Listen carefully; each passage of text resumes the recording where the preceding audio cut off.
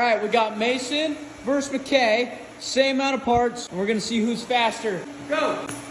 Mason's going for one thing at a time. McKay's doing a whole post. Look at the quality. Look at the colors on that one. Look at the back of it.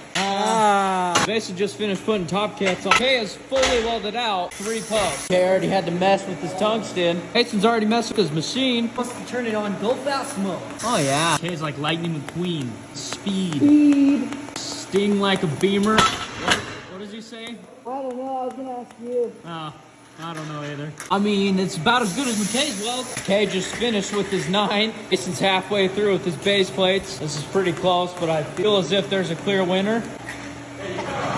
Mason's working on his 10th, but McKay is done. Victory! How much? Yeah, buddy. Old man doesn't lose out today. Yeah, not today. Mason finished. What's the time difference? 1:55.